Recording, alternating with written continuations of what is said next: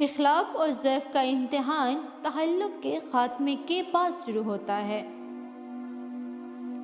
کسی کی زندگی میں اس کے لیے زندہ رہنے کے اسباب پیدا کرنا اس کی قبر پر فاتحہ پڑھنے سے زیادہ بہتر ہے۔ جن کا سیدھے سیدھے منہ توڑ دینا چاہیے ان سے بھی تمیز سے بات کرنا تربیت کہلاتی ہے۔ ٹھوکر بھی انہی کو لگتی ہے جن کو اللہ رب العزت پر بھروسہ ہوتا ہے، مگر اللہ رب العزت پر بھروسہ انہیں کبھی پستی میں گرنے نہیں دیتا، سنبھال لیتا ہے۔ جسم کی ظاہری کثافت علم کے نور سے ہی صاف ہوتی ہے اور باطنی کثافت علم پر عمل کرنے سے صاف ہوتی ہے۔ جس طرح لیموں کی ایک بوند ہزاروں لیٹر دودھ کو برباد کر دیتی ہے، اسی طرح انسان کی انا بھی اچھے سے اچھے رشتے کو برباد کر دیتی ہے۔ دکھ تب ہوتا ہے جب ہماری نیت صاف ہو اور اگلا ہم کو غلط سمجھے۔ جو عشق صرف رنگ و روپ کی خاطر ہوتا ہے وہ دراصل عشق نہیں بلکہ فسق ہے۔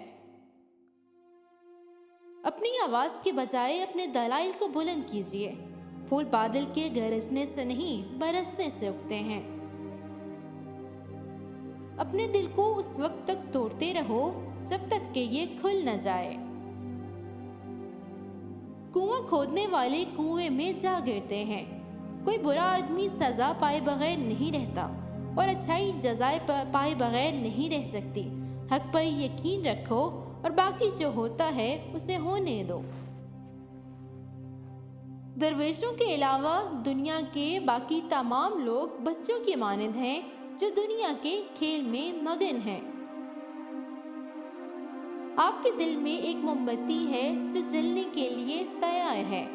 آپ کے روح میں ایک باطل ہے جو بھرنے کے لیے تیار ہے۔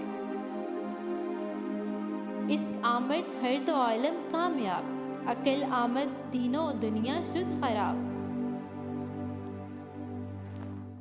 اگر ڈینگی وائرس کے بخار سے نجات چاہتے ہو تو ایک بار پپیتے کے پتوں کا قہوہ بنا کر پی لو، ایک دن کے اندر بخار اتر جائے گا۔